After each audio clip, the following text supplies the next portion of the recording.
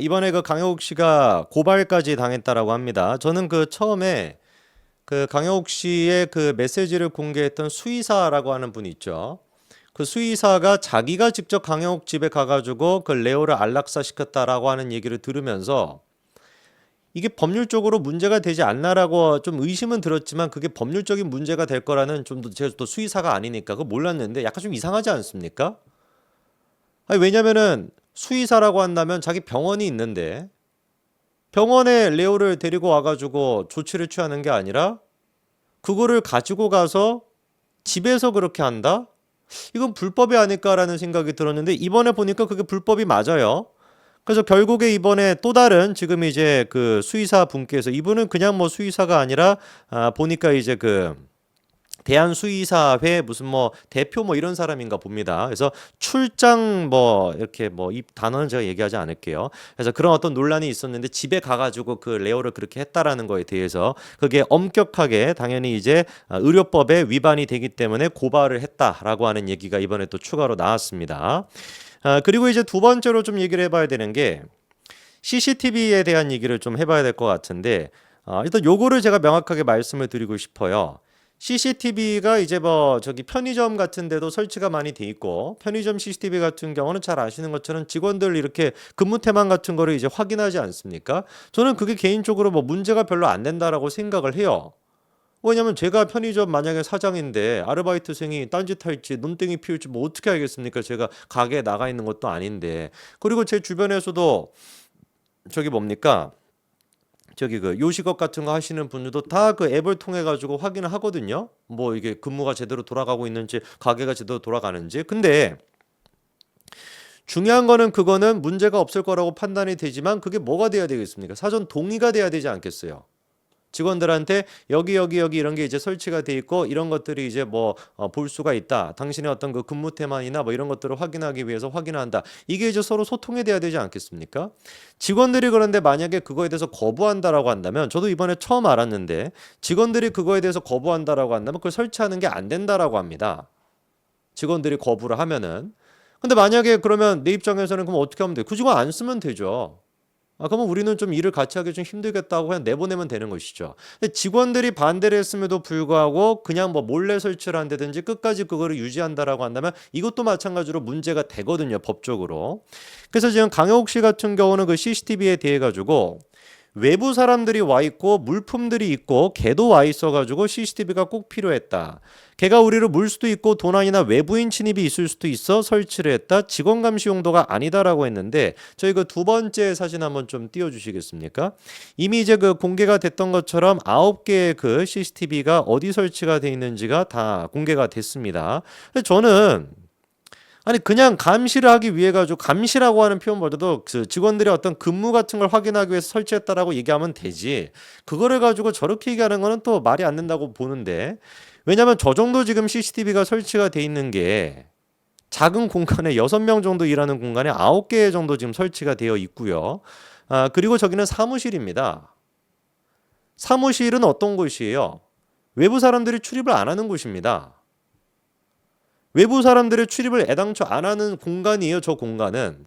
그리고 저 공간 같은 경우는 외부 사람들이 출입을 안 하는 공간이기 때문에 더더욱 그래가지고 법리상 CCTV를 설치하겠다라고 한다면 직원들의 동의가 필요하다라고 하는 게 지금 이제 법률적인 얘기입니다.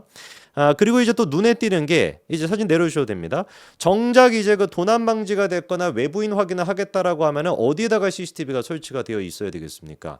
현관에 이제 CCTV가 설치가 되어 있어야 되겠죠. 근데 정작 현관에 설치가 되어 있던 CCTV는 뭐였다라는 거예요? 가짜였다라는 것이죠. 네, 이러다 보니까 저는 이 CCTV 자체에 대해서도 강영욱 씨가 뭐 직원들을 뭐 감시하기 위한 용도가 아니었다. 이거는 말이 안 된다고 보고요. 직원들을 감시하기 위한 용도는 맞다라고 저는 보고 그리고 다시 한번 말씀을 드립니다만 직원들을 그렇게 근무 태만 같은 거를 확인하기 위해서 CCTV가 있어야 되지 않겠습니까? 라는 말 동의를 합니다. 그런데 그렇게 CCTV를 설치하기 위해서는 뭐가 있어야 된다? 직원들의 동의가 있어야 된다. 근데 그 동의가 없었다라는 거 아닙니까? 직원들은 이제 나 저거 설치하는 거 불편하다. 이 법적으로 문제가 있다라고 합니다. 라고 했었을 때 강영욱 씨가 끝까지 그냥 밀어붙였다라는 거 아니에요? 이 부분 또한 마찬가지로 우리가 짚어야 될 것 같고. 그리고 이제 그 폭언을 했다라고 하는 얘기가 있었는데 덜 닦인 개 밥그릇을 강영욱 씨가 보고 저거 직접 핥아서 닦아 라고 얘기를 했다라는 거. 뭐 숨도 쉬지 마라. 네가 숨도 쉬는 게 아깝다. 너는 벌레보다 못하다. 나가도 기어서 나가라. 뭐 이런 식의 폭언했다는 거 아닙니까? 이 부분에 대해 가지고 이제 강영욱 씨가 해명했던 거는 자기가 평상시 쓰는 표현이 아니다. 벌레 같은 말은 나는 쓰지 않고 굳이 욕하지 않고서도 얼마든지 화를 낼 수 있다. 이렇게 이제 얘기를 했었는데 그 부분에 대해 가지고 이제 그 피해자 측에서 고발 조치를 하겠다라고 지금 이제 밝혔습니다. 가짜라는 것이죠. 그렇죠? 그리고 강영욱 씨가 폭언을 했다라는 걸 뒷받침할 수 있는 녹취 파일까지도 지금 가지고 있다라는 얘기가 있습니다. 20분 넘게 폭언을 하는 그 소리가 담겨 있는 녹취도 가지고 있다라고 하는데 이거는 제가 좀 그냥 명확하게 이런 녹취가 있다라고 얘기할 게 아니라 그냥 공개를 하는 게 맞지 않을까요?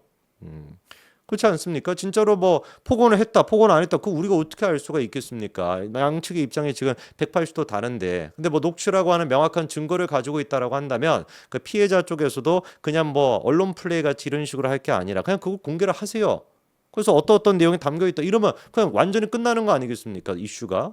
그렇기 때문에 녹취 문제 같은 경우는 가지고 있는 게 맞으면은 그거는 좀 자유롭게 우리도 판단할 수 있게끔 공개를 하는 게 맞아 보입니다.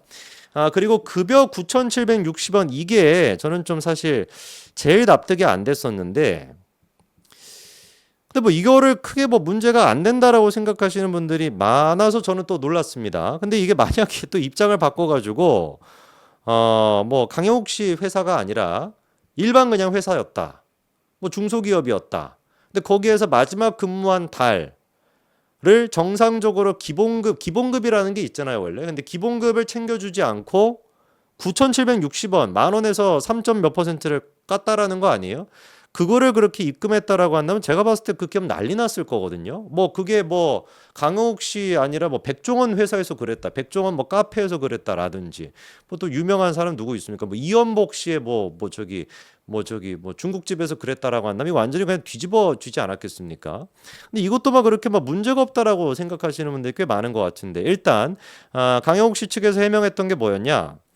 9,760원을 받았던 그 직원은 일반적인 월급을 받는 사원이 아니었고 본인이 발생시킨 매출의 몇 퍼센트를 인센티브로 받는 사업자 계약을 한 사람이었다라는 거예요.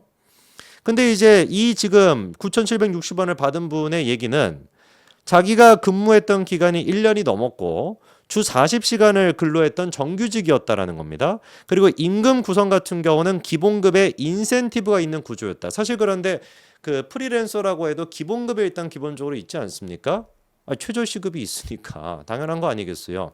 최저시급이라는 것이 있으니까 기본급에 일단 있는 것이고 거기에다가 프리랜서라고 한다면 뭐 인센티브 같은 거를 추가로 좀 받는 이런 구조가 돼야 되는 최저시급은 무조건 줘야 되는 거니까요.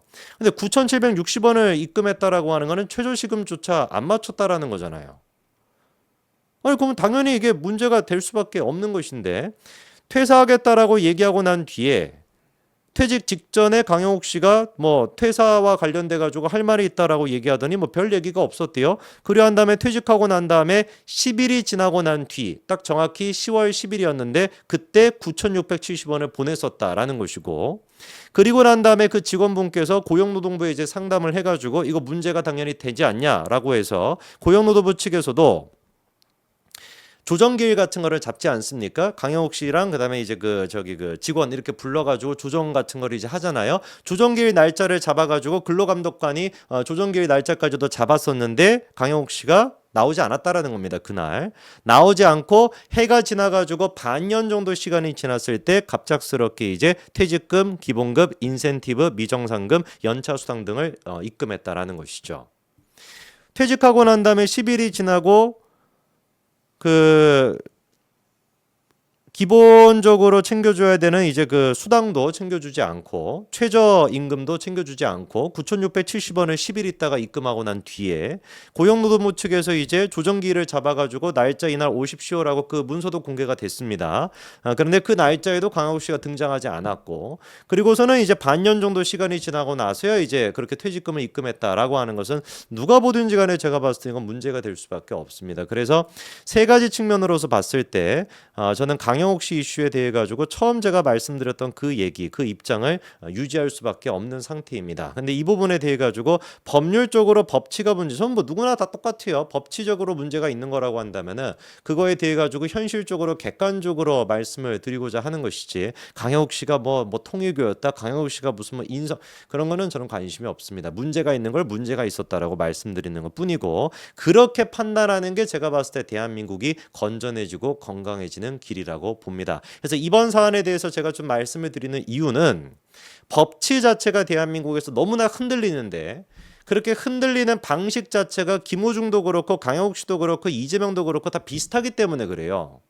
이재명이 같은 경우도 법치를 흔드는 방식이 그런 어떤 감정에 호소하고 자기 어떤 극성 팬층을 중심으로 해가지고 움직인다라고 한다면, 김호중 씨도 그 모습을 판박이 같이 똑같이 닮아 있고, 강영욱 씨는 그렇게 대놓고는 안 한다라고 할지라도 강영욱 씨의 그 강딸들이 그런 식의 분위기를 조장하고 있다라는 거, 제가 봤을 땐 그거 자체가 하나의 사회적인 흐름으로 보이기 때문에 이 부분에 대해 가지고 제가 말씀을 좀 드렸던 겁니다. 네, 여기까지 한번 정리해 보겠습니다.